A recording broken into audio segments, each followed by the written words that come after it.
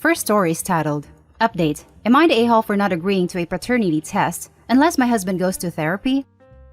Original post. I, 28 female, and my husband, 32 male, have a 3-year-old son together. There has never been any doubt that my husband is the father. I've never given him any cause for concern that I cheated on him. He acknowledges all of this. Last week, he came to me and said that for the last few months, he has been plagued, his word, with this anxiety that our son is not his. They don't look identical, granted, but they definitely share similar features, and I see my husband whenever I look at my son. I was obviously blindsided by this. I had no idea who was having these thoughts. I asked him to explain why he thought that he wasn't his, and he couldn't really provide any answer other than a gut feeling. He asked me if I would be okay if he got a paternity test done so it could ease his mind. I initially said absolutely not. No way in hell. I was very, very offended. He told me that he could just do it without my permission, and I said if he did that, I would never forgive him. My husband does not have a history of anxiety, but he did lose his job back at the start of the pandemic, so he's been with our son most of the time while I work my full-time job from home. I know this hasn't been easy on him. I'm not a psychiatrist or anything, but maybe he is starting to resent our son or something from just having to be around him constantly. After our heated conversation, I spoke with some friends about it, and they said that he was probably having psychiatric problems due to the stress of not having a job. I came back to my husband and said that if he went to therapy and maybe started taking some anti-anxiety meds, that I would consider getting the test. He was very upset at this and said that once he got the results of the test back, he wouldn't be anxious anymore, and that I wasn't being fair by making him go through a whole rigmarole, again his word, just to get peace of mind, which was a phrase he used a lot during this time. He again threatened to just get the test without my permission and said this would effectively end our relationship. I think there's something more serious going on here, and I thought that my solution here is as fair as I'm willing to be. My friends are divided. Some think I should just take the test, and others are saying he's being insane and that if I cave to this, there's just going to be something else. I need some neutral perspective here. Am I the a-hole? Top comments before we read the updates. Not the a-hole. Even in the best case scenario, where this is all due to anxiety brought on by the pandemic, don't believe that after the test, he'll be better. Soon it'll be 2 tests, then 3 because he'll be afraid of false positives. This type of anxiety gets worse until it moves on to something else. I've had the same obsessive anxiety for years, and it didn't get better until after therapy and medication. I still struggle. Stand your ground, OP. This is the exact problem. I have generalized anxiety disorder. The thing about anxiety is that it cares very little about things like truth or reality or proof. Just knowing intellectually that you're being ridiculous has never stopped an intrusive thought from coming back. If she got the test, OP's husband might feel better for a day or week or 2. But after that, his brain will either go back to the same worry, test results be damned, or find a new one to latch onto. OP, right now your refusal is probably feeding his anxiety. She has something to hide. So I'm not going to recommend that you hold firm to him getting treatment first.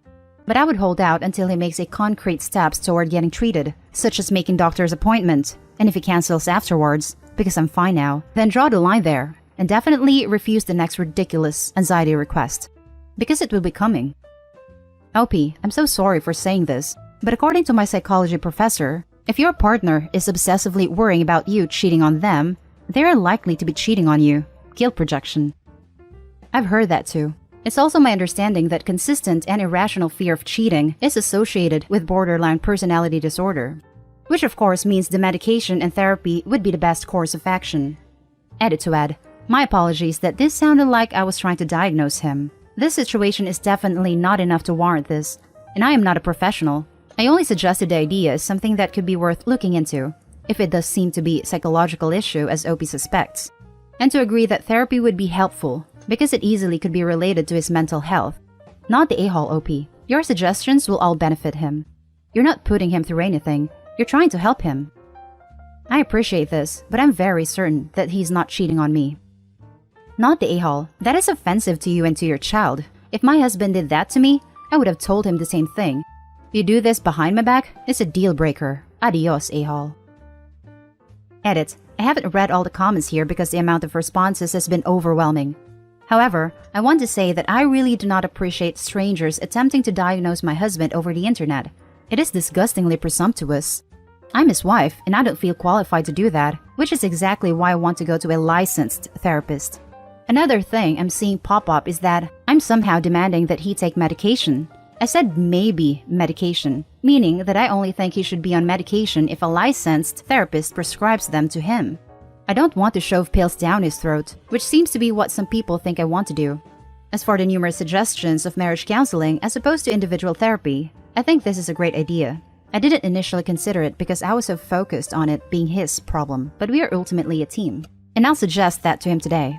Hopefully it goes better. Thanks everyone for your input. Now for the update. Thanks to everyone who commented on my original post. Unfortunately, this is not a great update. If you don't want to read it all, the bottom line is, we're heading toward divorce. I took some of the commenters' advice to go to couples therapy, which we did the same week as my first post. I had to push him a bit to get him to agree to the therapy, but I told him it was either this or I would never give in to the test. The first Zoom session was a little awkward, since neither of us had ever done therapy before. After listening to both of us, she basically said that she thought we should do the test to see if that eases his anxiety, and that if it doesn't, which at the time was my concern, that we could go from there. So, my husband was thrilled, and I agreed, but I wanted to be on Zoom with the therapist when we received the results, so we could talk it out with her there, which he was fine with. So, we did the test, and we did our Zoom session when our results were in. And surprise, surprise, the paternity test says he's 99% likely to be the father. He didn't appear relieved or happy or anything of what I expected. Maybe this was unfair, but I did expect him to cry and maybe apologize to me for his lack of trust. This wasn't just my imagination though, because when the therapist asked him in our first session how he would feel if the test came back saying he was the father, he said he would feel relieved. But he was angry. He kept saying that it was over and that he didn't want to talk about it. He kept repeating it's done over and over when the therapist would try to ask a question about how he was feeling. And he was obviously not listening when I tried to talk about my feelings. And when I told him I wanted to talk about it, he yelled at me, which he never does. What else is there to freaking talk about? I was mortified that he was talking to me this way in front of a therapist, and she said she would schedule a new session once he had time to process. After the session, he wouldn't look at me or speak to me. That he was so upset that he was our wonderful son's father made me absolutely lose my mind. We screamed at each other, and it ended with me saying that I can't do this anymore. He's at his brother's apartment now, finally away from our son, which is obviously what he wanted all along, and my mom is now staying in my place to help me out around the house.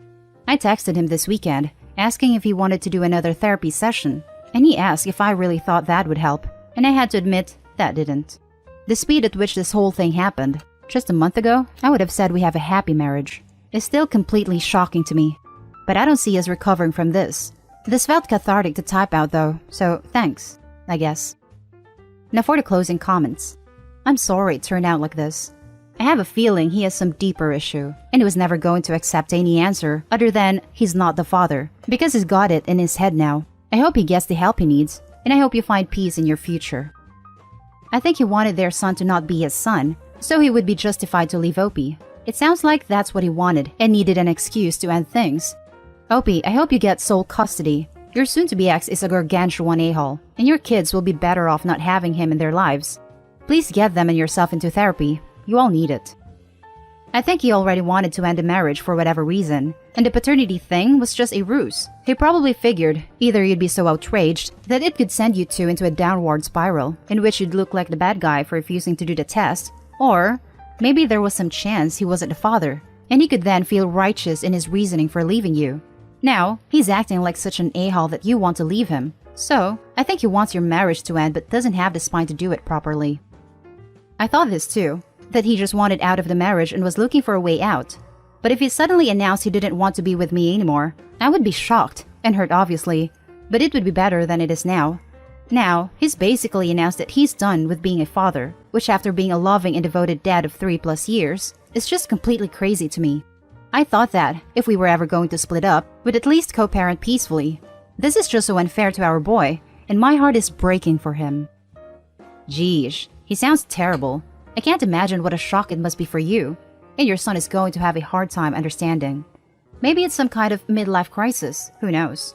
It doesn't really matter why he's doing this. Just make sure you document everything and get a lawyer ASAP. Also, when he first told me that he wanted a test, he said that he wanted my approval to do it. I said no and told him that if he did it behind my back, I would leave him, and he listened. He didn't betray me like that and told me that he didn't want a divorce, just a test. So why all of a sudden would that change, based on results that should have made him happy? I just can't explain it. Now for the last story. Am I the a-hole for throwing my biological daughter out of my house after she accused me of abandoning her? Me and my ex-girlfriend were together for barely 1 year before we broke up. She came into my life 8 years after we broke up, suing me for child support for a 7-year-old girl, Anne. After proving paternity, I tried to sue for custody. We were in different states, and courts rules entirely in her favor. I got visitation every 2 months. In reality, I hardly got to see her once/twice a year. Edit. I tried to visit more, but my ex didn't let me. Went to court. Nothing happened. When Anne was 10, my ex asked me to give up my parental rights. I refused. Then, the game started. She would arrange visits last minute so that I cannot afford the tickets, and cancel plans last minute so that I would lose money. She kept this up, and I broke and gave up my rights. Anne too had a father figure, and pretty soon, the calls stopped too. When Anne was 10, they moved to another country. I did not talk to them after that. Now, I am married and have 2 very beautiful stepchildren, whom I love very much. Anne is now 19, and she reached out to me. She was in the state and wanted to visit. I invited her to my house. My family was at my wife's place. I haven't even said hello before she started ranting at me. She told me about how I was a deadbeat father, and she hated her mom and stepdad, and how I abandoned her, etc. I asked her what she was talking about. Turns out, ex and stepfather were really crazy and made her life miserable. She is now in no contact with them. She talked about how I abandoned her, and there was no responsible adult who even cared about her a little bit. At this point, I told her that it wasn't my fault, that her mom didn't tell me/pressured me into giving up custody. I guess Anne didn't know that. I explained everything. Even after I explained everything, she continued to yell at me about how I should have done something. I calmly asked her what I should have done. She became more angry and yelled more as she didn't have an answer. I calmly told her that I have always wanted a relationship with her, and I was so glad when she called, but it's very obvious that she is only here to place blame and I wanted her to leave. She said that wasn't fair, and she only came here to know me. I calmly pointed out that she was here for 2 hours, and she hasn't asked a single thing about me and only yelled. In the end, she stormed out. I am still open to having a relationship with her, but I'm not willing to be anyone's punching bag. Am I the a-hole? Now for the top comments. Not the a-hole, but you have to realize your ex told her lies about you her whole life. Let her process what you told her, and if/when she reaches out again, try not to hold this against her. I really don't see how the kid is the a-hole either. I don't blame her at all for how she reacted. That's 19 years of bottled up emotions finally surfacing. You're exactly right that she needs to cool off and process everything, and Opie needs to keep a line of communication open for when she's ready. But I think no a-holes here is a more accurate judgment. The only a-holes involved are the mother and stepdad, but they're not relevant to the judgment. She's pretty much an adult, and should understand that yelling at someone for 2 straight hours without trying to understand someone else's side doesn't help anything, regardless of what she's been told her entire life. You're the a-hole. She's 19 and has been brainwashed and felt abandoned her entire life. You are an adult, giving her entirely new information and couldn't deal with her misguided emotions for 2 seconds and threw her out. Wait to confirm everything she was ever told about you, and to be the latest adult that utterly failed her. Right? And it's not just anger, it's grief. She was standing in Opie's house, grieving the better life she could have had and deserved. Opie got a happy little family, and his daughter got a life of trauma. Not the a-hole. For your latest action, not allowing yourself to be abused is a pretty basic boundary, but I think you can be more empathetic to her hurt and blame. You should be willing to listen to her feelings, even if they're negative about you, but you shouldn't have put up with being yelled at for hours. I'd reach out again, express your desire to connect, but stick to the no telling at each other boundary.